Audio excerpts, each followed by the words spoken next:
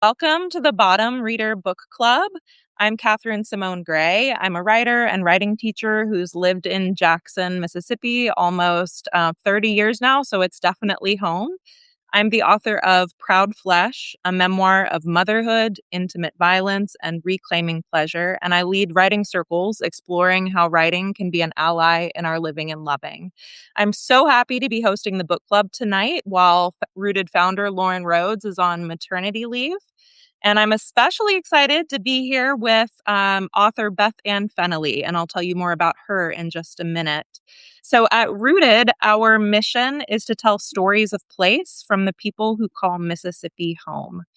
The book club is an extension of this mission where we celebrate writers with a connection to the South and books that explore issues of place and home. Tonight, Beth Fennelly, former Mississippi Poet Laureate, is joining us to talk about her beautiful new micro-memoir collection, The Irish Goodbye. And I'll tell you about Beth Ann for those who who don't know her yet, which I would be surprised in this group. But Beth Ann Fennelly, Poet Laureate of Mississippi from 2016 to 2021, teaches in the MFA program at the University of Mississippi, where she is a 4-time teaching award winner. She's received grants from the NEA, the United States Artists, the Academy of American Poets, and a Fulbright to Brazil. Her work has won a Pushcart Prize and 3 times been included in the Best American Poetry series. Fennelly has published 3 poetry books and a novel she co-authored with her husband, Tom Franklin. Her 6th book, Heating and Cooling, 52 Micro-Memoirs, was named an Atlanta Journal-Constitution Best Book, a Good Reader's Favorite for 2017, and the winner of the Housatonic Book Prize. Her new book, which we'll be discussing tonight, is The Irish Goodbye, Micro-Memoirs. Welcome, Beth Ann.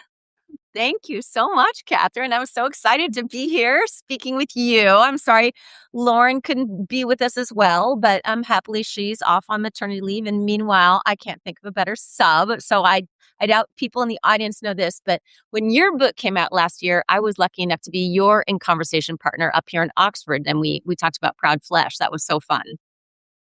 Oh, that was so special. That was like a career-making honor, honestly, because to give listeners a little context of our history, even before that, is that really Beth Ann Fennelly, you, Beth Ann, have long been the most impactful author from Mississippi who has inspired my own writing. And when I was first working on my memoir, Proud Flesh, writing the grisly details of postpartum life and about my body and my sexuality and complex feelings about mothering, I felt like this little fledgling writer. I didn't go through an MFA program, and I had this nervous feeling of I have so much to say that feels risky, and how could I do it and still show my face at Kroger in Jackson?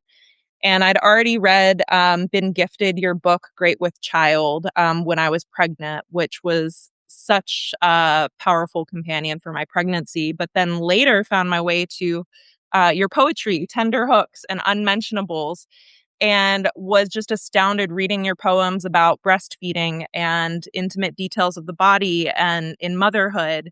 And I thought, wow, Beth Ann Fennelly was writing about this kind of thing like 10 years ago, and she hasn't been ostracized. In fact, she's become the poet laureate. So maybe I can say this too. And then I wanted to tell you this too. Last week, I was in conversation with the poet Jennifer Polson Peterson, who's the poet laureate of Hattiesburg, about her new collection. We were at Lemuria, and she said something similar, Beth Ann. She said that when she was in her MFA program and writing poetry about being a new mom, she felt kind of silly just putting the word baby in a poem. And it was maybe 15 years ago. And her professor put one of your collections of poetry in her hands and said, you can do this too. Well, So thank you, Beth Ann, for being who you are and being who you are in Mississippi, and for being a trailblazer. And here we are tonight showing our faces proudly. What an honor. Would you like to start, Beth Ann, with a few minutes of reading from the Irish Goodbye so we can get your voice in our ears? I've been talking for a while. Sure. Yes, I'm so happy to read you from my pretty book, published by Norton in February. This is a collection of micro memoirs. So, in case the viewers don't know, that's um, a crazy little short form nonfiction. Um, and it's a little bit of a hybrid genre. So it allowed me to steal what I love from poetry, which is that extreme compression and abbreviation, and what I love from fiction, which is creating an arc of narrative, and what I love from nonfiction, which is truth telling. So these are very small, true stories about my life. And I thought I'd read you the first one. Married Love, Playing the Long Game. Even now, 3 years later, when she opens the drawer beside the stove for an oven mitt, she finds the oven mitts folded. This is because 3 years earlier, during an intense game of scattergories, when the category was things you fold, and the letter was O, her husband had written oven mitts. Nobody folds oven mitts, she scoffed, and refused him his point, forcing him, ever since, to prove it. So that's a kind of feeling of like an early one in the book. And then, one of the things about short form that I really enjoy is there's room for a lot of tonal variety because the pieces are short. So you can kind of shift around, try to get the fullness of the human register on the page in different pieces. So this is a kind of a different feel. Only the basement. My sister believed that as a girl, she'd been punished by being locked in the basement in the dark. We spoke of this only once. We were young adults during a rare moment of unguarded intimacy. I could tell by the way she referred to being locked in the basement that she believed that I knew exactly what she was referring to, and that I, too, remembered it. I didn't contradict her, but I have no memory of it. I would have been 3, 4, and 5 during the years my sister was 5, 6, and 7, the years in which she claimed our parents had sometimes locked her in the basement. Though I know my sister believed it, I don't believe it much. Now my sister, who either was or was not locked in a dark basement, is dead. And my father, who either did or did not lock my sister in a dark basement, is dead. And my mother, who either did or did not lock my sister in a dark basement, has lost her memory. My mother, regarding remembering, is as good as dead. Now it's the truth that's locked in the basement. Only the basement knows it. Only the basement and its confidant, the dark. So should I stop there and we can talk a little bit more and then I can read some more in a bit if you want? That sounds great, Beth Ann. Thank you. I was getting chills hearing that basement one, remembering underlinings. Um, you told us a little bit about the micro memoir form. Could you tell us first about how this collection came together? Perhaps talking about the title, The Irish Goodbye, and how it represents the themes you're exploring? Yeah, sure. So what there's the pieces are not necessarily meant to be read chronologically, and they're not fragments. Like, you don't have to read one and connect it with another and connect it with another. The pieces are designed to be standing alone and have their own moment of resonance. But I think it's true that if you read through the whole collection, you know, you'll see different characters and themes come back. And in that way, I hope almost the reader will get that kind of novelistic sense of continuation and learning about people over time. So there are a lot of little daily moments that happen in the book, and there's kind of two deeper threads of sorrow that run through the book. And one is my sister's very sudden death when we were in our 30s, and the other is my mother's very, very slow and very sad and hard death from Alzheimer's. So those two kind of sadnesses a little bit weave throughout the book. When it came time to look for a title, I really struggled to find a title for this book. And then at one point, I thought, well, maybe one of the titles of the individual pieces could serve as a title for the overall book. Like, I've seen a lot of books of poetry do that, where they pull out a significant title. Or like my husband's first book is called Poachers and Other Stories, and Poachers is the long novella. So, you name sometimes a book after its most significant thematic piece. So I looked at the bigger pieces in the book, and the titles didn't seem to work. But then I have a little one-line piece, The Irish Goodbye, How You Slipped Out the Back Door of the Party of Your Life, Oh My Sister. And one thing I liked about choosing that as a title is, an Irish goodbye happens so suddenly when someone leaves a party without saying goodbye.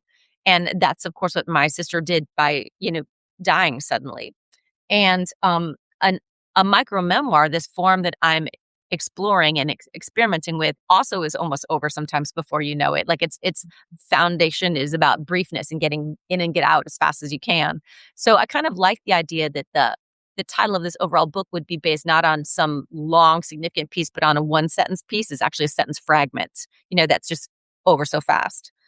Um, and there's a companion piece to it later in the book, another one sentence piece. Your mother falls again and breaks her other hip. Remember how you used to hate it when someone pulled an Irish goodbye.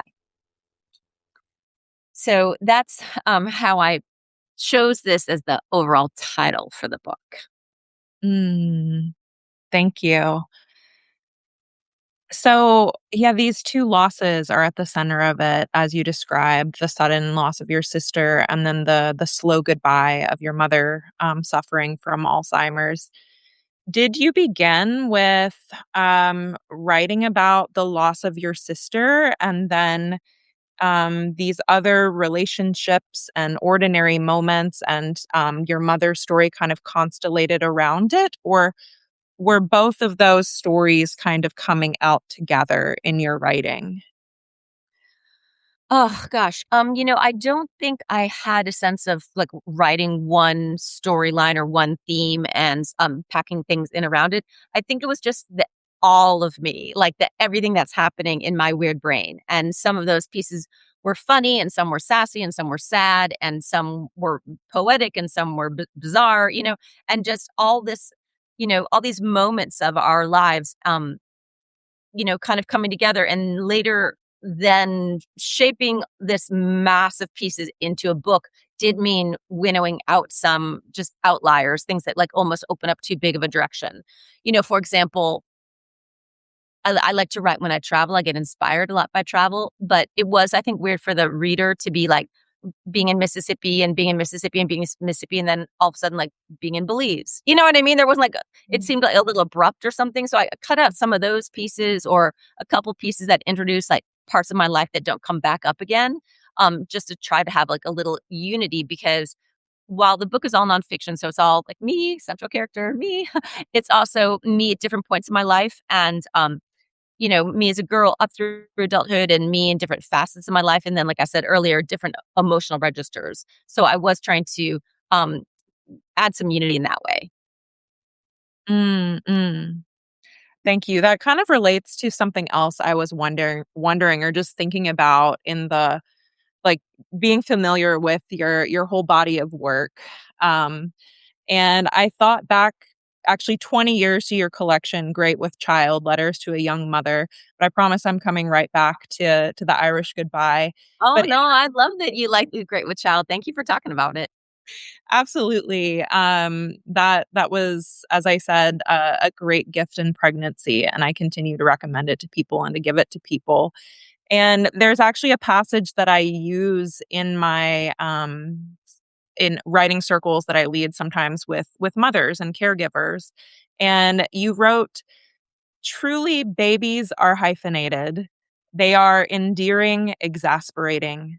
They are amusing, annoying.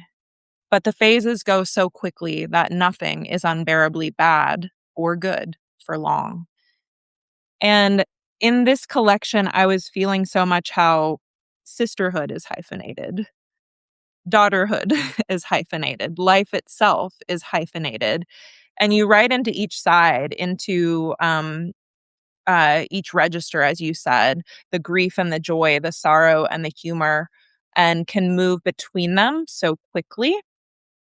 I'm curious if writing one of those sides comes more naturally to you, and the other is a place where you kind of have to more consciously turn your attention, or if they if they just seem all naturally like parts of your weird brain, as you said.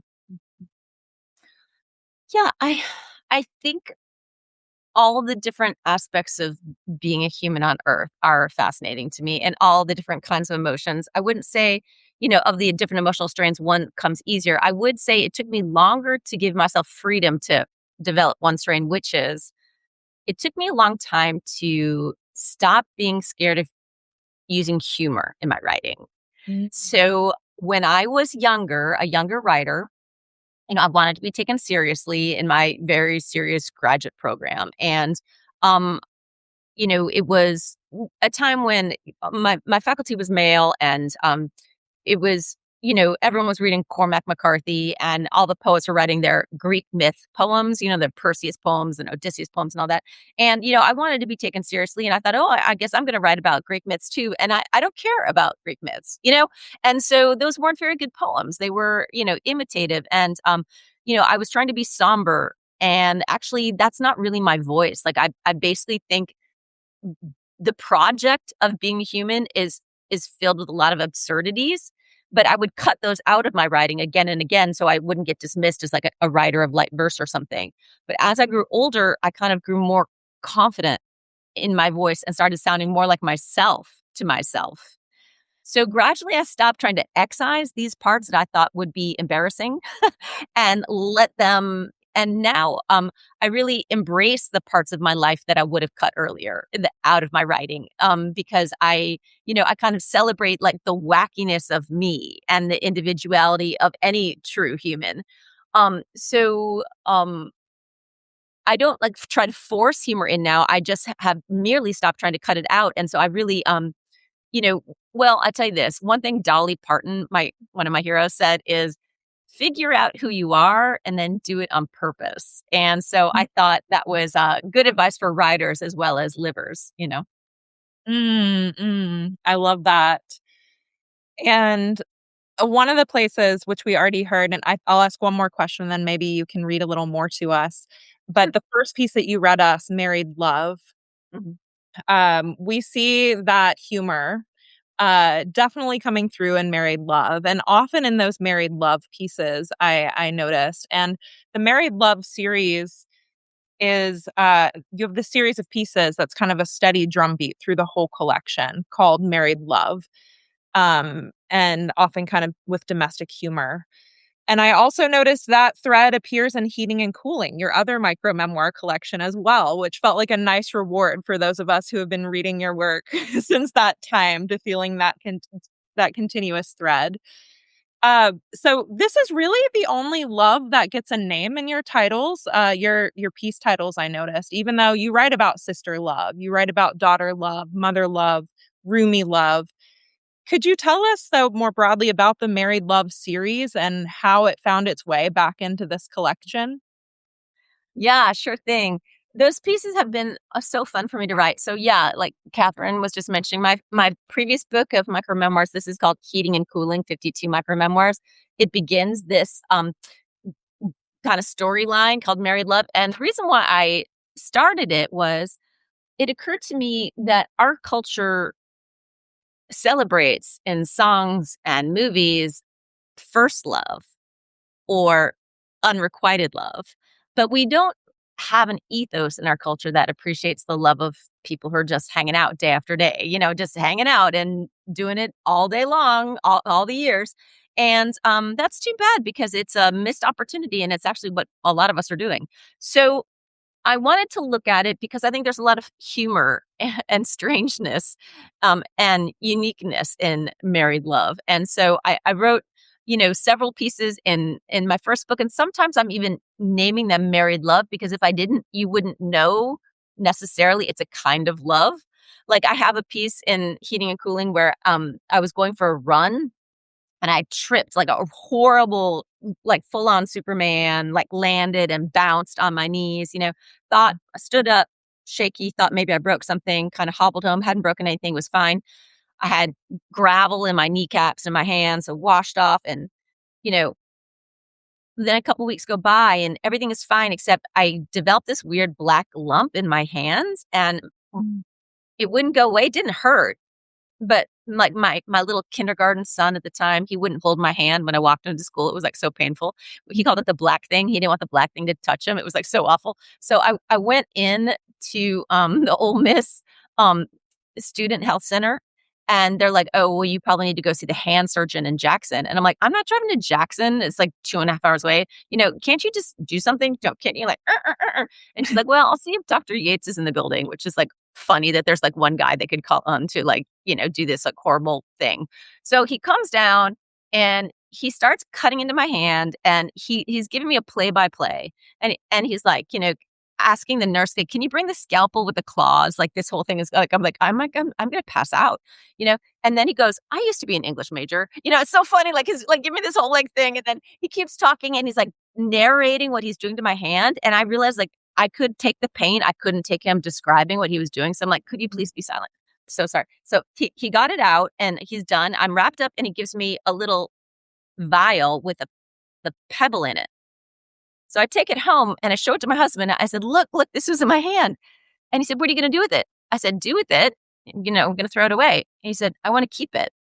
I said, "You want to keep it?" He said, "Yeah, it was in your hand. It was a part of you." And I was like, "Oh my God, that's so romantic." And that struck me as funny because when I was a teenager, what I would have guessed to be romantic would be like some boy bring you flowers or chocolate, and that Mm. it was such like a narrow understanding what romance is. And really what romance is your husband of 25 years wanting to keep the pebble that was embedded in your hand for 6 weeks because it was a part of you. Like that's so nutty. And so in one hand, when you write the stuff about yourself that's really nutty, you think people are going to look at you and be like, "What a weirdo." But actually the opposite happens. When you're vulnerable and reveal something about you or your marriage or, your life that is strange, the opposite happens. Like people relate to it. They're like, it might not something, the exact same thing didn't happen to them, but it will remind people of something that happened to them, or they feel closer to you because they've also experienced some type of weirdness like that. So that's just an example of how the Married Love series began and then is continuing in this book. And hopefully I'll always be writing these pieces. I love that. I love that. Thank you for sharing that story. And I'm thinking about I mean, I kept these for myself. Kept this for myself. I guess it's self-romance. A little like I had to get a new tooth. I had a root canal. I had to get an implant and they had to make like a temporary tooth before the permanent one. And I was like, yeah, of course I want that old tooth, the little temporary tooth. I'm going to put that on this piece of bark in my windowsill. Absolutely. Yeah, Well, how about we get into a little more of your work? I'd love to hear more. sure. Yeah, I thought maybe I'd read like a Mississippi centric piece, seeing as we're here with rooted and talking about Mississippi writers and, the beautiful tradition of Mississippi literature where our state, poor state in the nation, has been outpunching its weight in terms of literary output all this time. So, this is a piece I wrote about early in the pandemic, and so just everyone needs to remember those early days back when we were all thinking we were going to die. Me versus slugs, pandemic edition. When the terrible virus was unleashed and our lives screeched to a halt, I planted a vegetable garden, my first. I tended it zealously with the darting eyes of a suicide bomber. This was March, April, May, the world hijacked by hysteria. I could have watered my garden with my tears after returning from the store rumored to have toilet paper, after scrubbing my hands and changing my clothes and scrubbing my hands and disinfecting every bag of off-brand rice, every dented can of beans. So the garden. I would grow our groceries. I would knit a chlorophyll blanket to keep my family snug and safe. At first, it worked. Everything grows in Mississippi, even for a gardener Googling how to plant a seed. In a Mississippi minute, sprouts were sprouting. Hashtag winning. Until the day my frothy cilantro fronds went missing. Only their naked flagpoles remained, resembling chives. The next day, no poles. And for that matter, no chives. My fennel, yes, I'd grown it solely for the name, was depilated. My dill dead-headed. What invisible blight was this? My garden was syruped in sunshine, watered daily, and mulched to keep my sproutlings moist. Slugs, said Google. Slugs shimmy from under the mulch at night. They munch until dawn, then slime back under the mulch, engage in some hermaphroditic kink, then squirt out 30 eggs. And you know what happens to the eggs. Everything grows in Mississippi. Beer, said Google. Beer is the answer. I poured a can into a frisbee, placed the shallow grave in my garden, set my alarm for 4:30 a.m. With my phone flashlight, I returned. 6 or 7 gray, bloated bodies lulled in their Bud Light jacuzzi. But angling my phone, I could see other slugs still chomping. Not 30, but 30 times 30 times 30. The flagstones glistening with their calligraphy, the screen door snotty with secretions.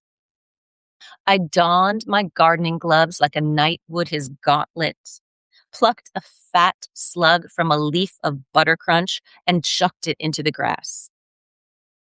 But it was probably already U-turning to resume its salad course. I plucked another, gritted my molars, and squished. Enough. I didn't have the stomach for it. 2/3 of my children accepted the bribe, a dime a slug. Thrilled to be out past bedtime and armed with flashlights. The 9-year-old earned $2.60, the 14-year-old $4.10. But the next night they quit after only $1 apiece. There aren't any more, they claimed the third night, but oh, the slugs were there. I could feel them crawling in the tender hollow at the back of my neck. I foraged deeper into Google, which now said a plate of beer was not the answer. Instead, wait for midnight, make a pail of suds, drop the slugs in. They'd die beneath the bubbles, and I wouldn't have to watch or assist. Google was right about the soapy water, but beer was still the answer. I drank it, steadily, girding for battle. Then I rampaged through my garden until every last slug had been dumped. The next day, I made my husband empty the sluggish pail. Game over. Months later, when things were still bad, but better, when we understood how the virus spread and learned to wear masks and thought we almost might survive, my 14-year-old mentioned the night of my slugfest, mentioned hearing me in the garden. Oh, really? I said uneasily. Yeah, he said. I woke up and I could hear you cursing. Cursing? Yeah. It remains to be seen how historians will contextualize this long, dark pall of pandemic, the fraying of global mental health, the toll on our children's futures, and that official reckoning will overlap with private reckonings, the large suffering as well as the smaller stories, the cringe-worthy, told for a laugh. Perhaps at a dinner party, say, people offering up their personal pandemic low. I won't have to scramble for mine. That night, which should have rightly slipped into oblivion, is now freshly imagined from the point of view of my son lying in his bed in the dark, listening to his drunkish mother marauding in the Mississippi night. You kept calling them, he broke off. Can I say the word without getting in trouble? I nodded. Assholes. You'd shout at each slug before dropping in the pail. You're a little asshole. I closed my eyes in a slow blink. And, he continued, yeah, sometimes you'd laugh. So that's me versus slugs, pandemic edition. Just a little bit of that craziness, that crazy time.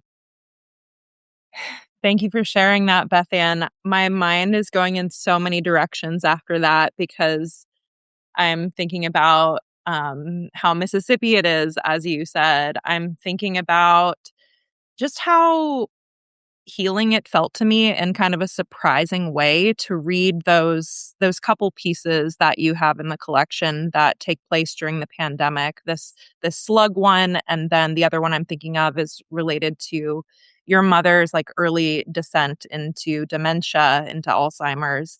And maybe it's and I'm just saying all this in the spirit of conversation. There's not a question here, but I think it's a time that hasn't been touched very much, the pandemic, at least in writing that I've read since then, in books since then. And we do each have those personal reckonings of where we were in time and place and life and those little stories. And one thing that's coming to mind for me is I had two very young kids at the time, and one was in preschool. And this was maybe in early 2021 when he started going to preschool for the first time. And we drove up to turn in the paperwork, and he hadn't seen many people. He was a toddler. He hadn't seen many people in his life. And he looked around, he saw kids coming out the door with their parents, and he just looked around, like acquiring language still at that time, quickly. And he just said, people, people, people, people, Oh, people. wow. And then uh he would come home with his cloth mask like chewed on the inside, like the little liner chewed on the inside. And so I would just have to keep, getting new ones. But those are the images that come to mind for me. And yeah, those I really appreciated those pieces. I will ask a couple more questions before I open it up to everyone else who may have a question. But I was actually thinking of your slug piece when I wrote this question down, and I'll take a little entryway into it, but I promise I'm getting there. So I teach a class in the summers at Millsaps College, a class on creative nonfiction in the McMullen Writers Workshop, working with high school writers. And the theme of this class for the past few years has been brave writing. And all week we explore this question of what makes writing brave. And we read it in other people's pieces and we practice it in our own pieces. And at some point in the week, we always discover that one of the things that makes creative nonfiction brave is telling on yourself. And Beth Ann, you're very good at telling on yourself, keeping the daffodils you picked for your mother because they looked too good on your own mantle, disposing of the slugs in your garden as a pandemic low. How does telling on yourself function in this collection? You talked about the power of vulnerability and showing people our nutty selves. But what makes you tell on yourself so often and so well? Does it feel brave to tell on yourself? Does it feel fun? Why do you do it? And how do you weigh when you're comfortable telling on yourself what you actually want to share? So go in whatever direction with that feels most. Okay, thank you, Catherine. Yeah, telling on myself. Well, I tell you what, I think we read memoir because we're hungry for an authentic self, an other who we realize has depth and complexity and honesty, bravery. Um, so we live in a world where we are taught, okay, you put this filter on your photo to take away your wrinkles and you present yourself in this false way. And so we see all around us on social media, all these, these people who are portraying like a version of their life that is better than their life really is. And it makes us feel lonely and it makes us feel like we are not adequate at the game of being human. So that's why we read memoir. I think we read it because we want to be in the presence of authenticity. And so for me, I'm not interested in trying to make myself look like a hero. I think that would be boring. And I'm not interested in like grinding any axes or, writing any pieces that are designed to make someone else look bad and make me look good. You know, I actually find the opposite happens when you like tell on yourself. I mean, you make yourself look like a fool because you were a fool at that moment and people end up liking you more, not less. It's the craziest thing in the world. So I honestly think that that's the purpose of art is to recognize someone else's humanity and feel more human. And I think really in an age of AI, we've never needed this more, this seeing another true human and hearing a human voice and the lived experience of being human in all its flaws and mysteries. Yes, yes, yes. Uh, that brings me to the nude portraiture. Uh-oh. I had a feeling this was going to come up only because I know you've done the same thing. So you better tell the reader a little bit about your project. Okay, and we don't have Yeah. to go there if you don't want to. I've actually got your book right here. I hope everybody knows Oh. this book. It's right here. It is. Yeah. This is Catherine's memoir. So tell them if you want, like how your portraiture came up. Absolutely.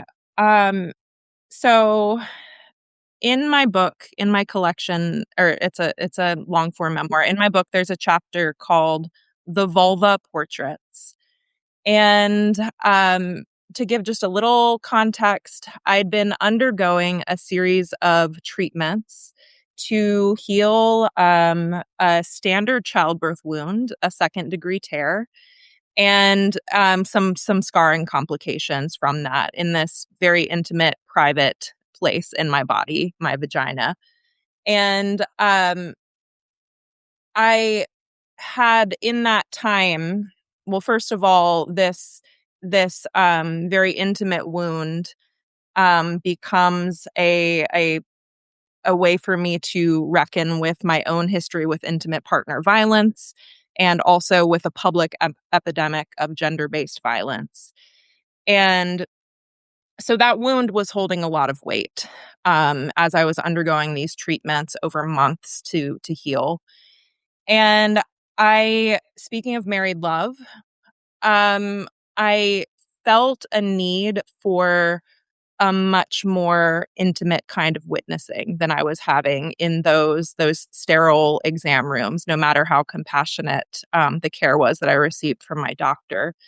And my husband has a background in drawing, taking college art classes, painting. And I asked him if he would draw my vulva because that was just the natural thing that came to me in the moment when he was standing in the doorway and I was massaging my scar tissue um, as the next thing that I needed in this confusing time. And so this begins a series of 30 sittings of him drawing my vulva. And so we talked about this chapter, the vulva portraits, at the Oxford Treehouse Gallery in last year when we were having our conversation about my book, Beth Ann. And then your last piece in this collection is about your own invitation to pose nude for a portrait painter. And so you can perhaps tell us any part of that story that you want of being part of the Oxford 12. um, but I'm also curious about going with that not that this is telling on yourself, but there's like a shock value to writing about this kind of thing from Mississippi. I felt, at least, in writing the vulva portraits, but there's also a fear of perception, perhaps, especially writing in small towns or where people know each other and news travels. But there's a sense of purpose that comes through so strongly as well. Not that there has to be a sense of purpose when writing about our nude bodies and the choices we make. But that sense of purpose in your story really comes through. And so I was wondering if you could share about why it was important to you to include this story and why you picked it for the ending. Sure. Yes. So, like Catherine mentioned, a well-known West Coast artist by the name of Robert Townsend came to Oxford, and I met him, and I learned about this project that he was interested in painting nudes, but he wasn't interested in painting the type of people who normally want to be painted for nudes. Like, he thinks a 21-year-old is boring. Like, their body is perfect, it's boring. And he was interested in capturing bodies of all shapes and sizes and colors and levels of ability.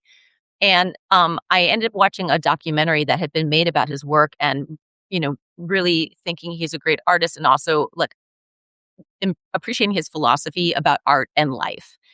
Which I guess is a way of saying I trusted him. So ultimately, I was one of the 12 volunteers for the Oxford 12. And it was shocking to me that I did it.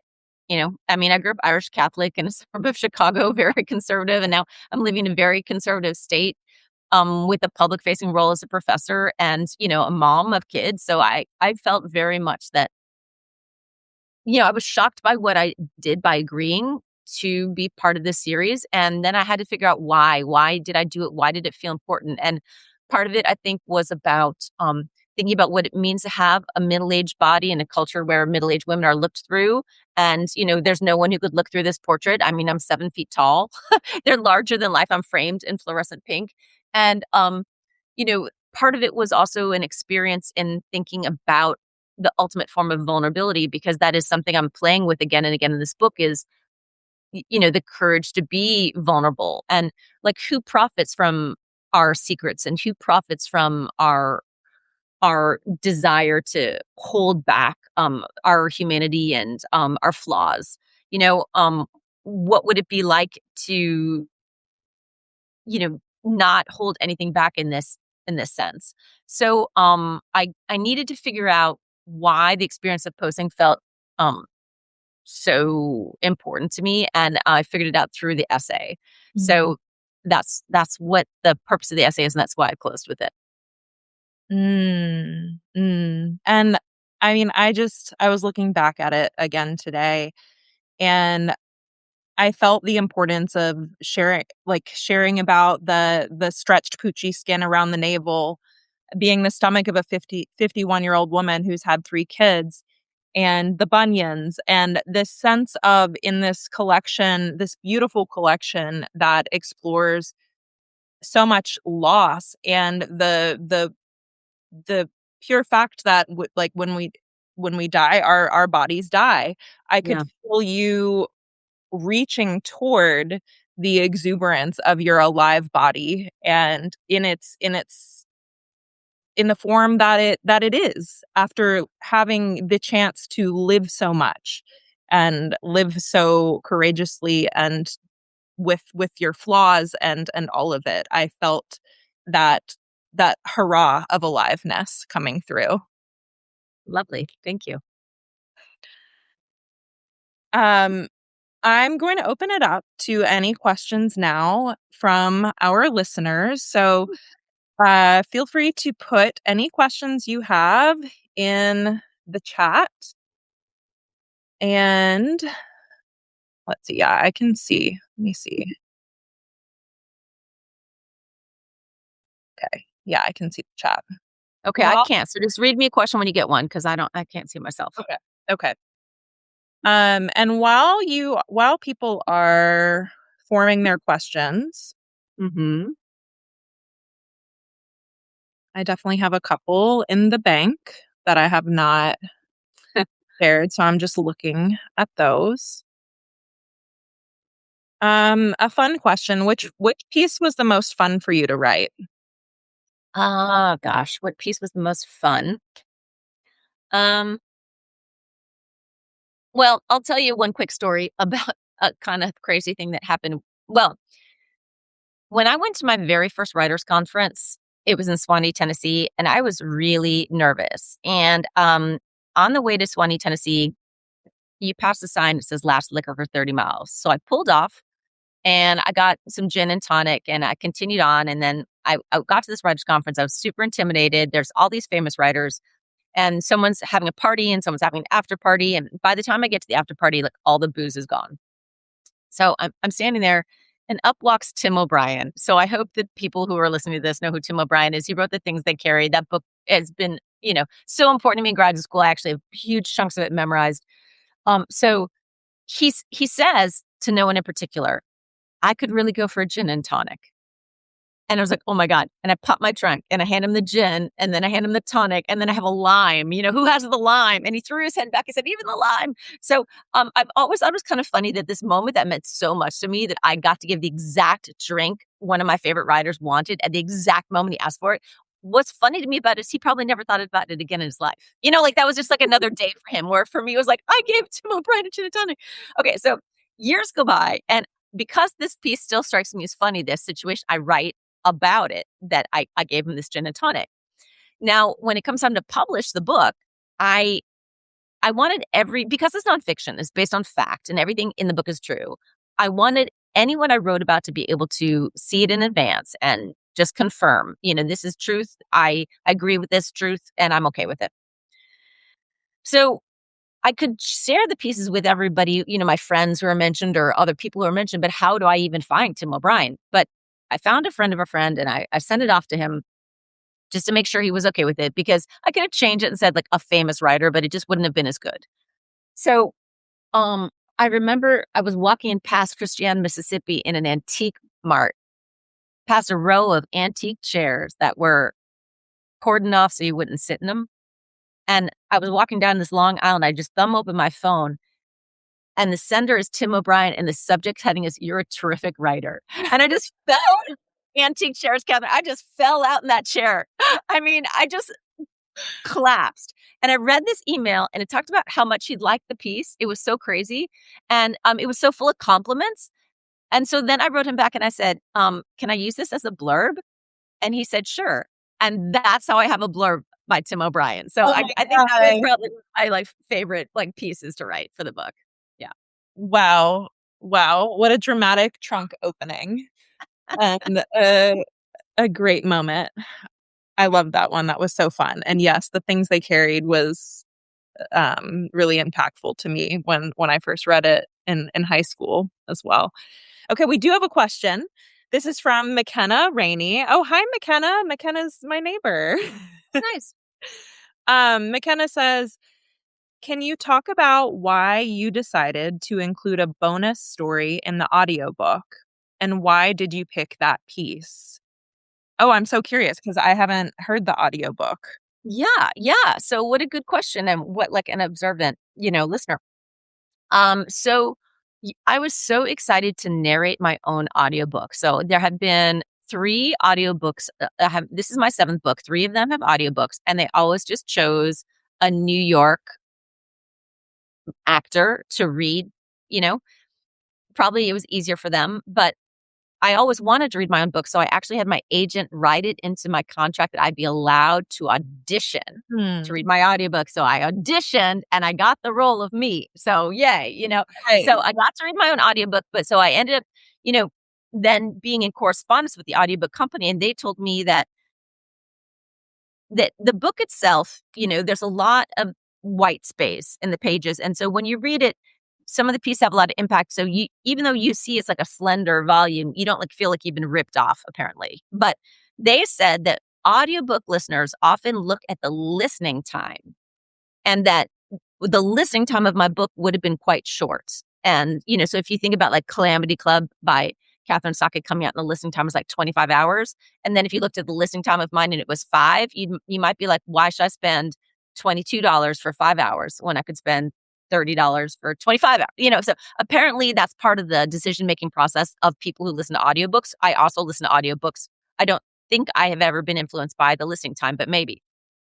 So they said, do you have anything you'd like to add given you have some extra room? And I'd actually cut several essays. I mean, several hundred essays from the book. I cut it and cut it and cut it and cut it. And there was the very last piece I cut was the piece I included in the audiobook. And I just cut it, I just cut it for several reasons, and but I still liked it, and I thought it added something to the book. So when they said you could add something if you wanted, I said yes, I'd like to add that.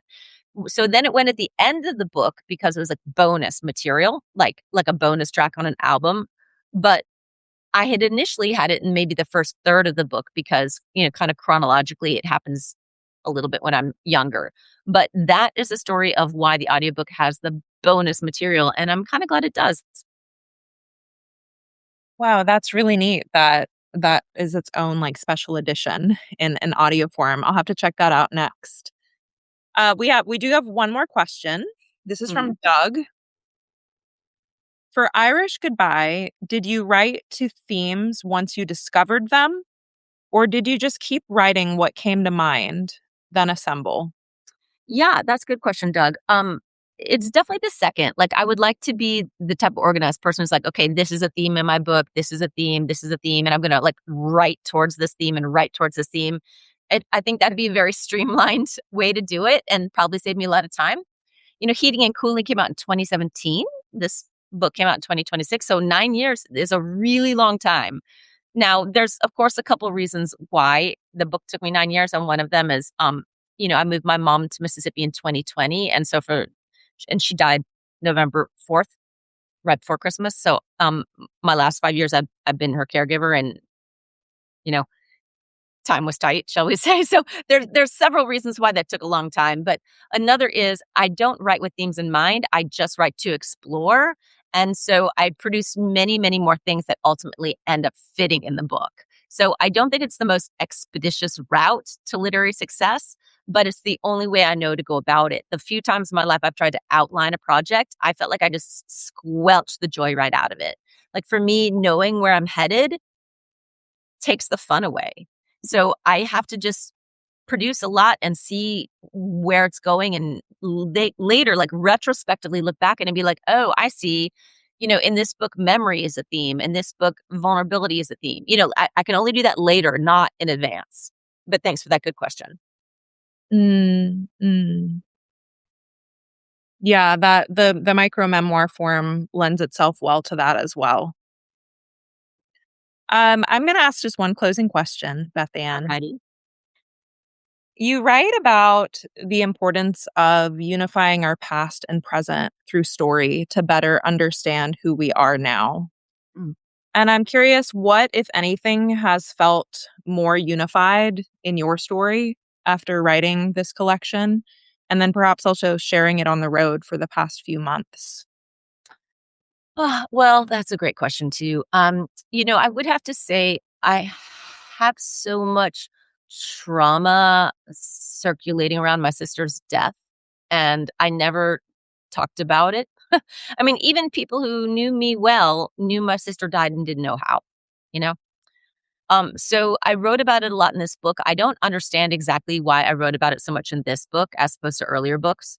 It's actually a mystery to me. Like on one hand, I think the heart has its own clock and you can't rush it and just things come when they come. But on the other hand, like maybe writing in short form kind of allowed me the freedom of thinking, okay, I can get in and get out fast. I don't have to write a novel on this. But even with that, I'm not fully sure why this book. However, I would say, I didn't write it as therapy, God knows. But having to talk about it now so much when people are asking me about it, I think ultimately is probably good because I think it's um I think it's becoming like a more unified part of my life now. Mhm. Yeah. Well, thank you, Beth Ann. It has been such a joy to talk with you this evening. Thank you for sharing with the Rooted community.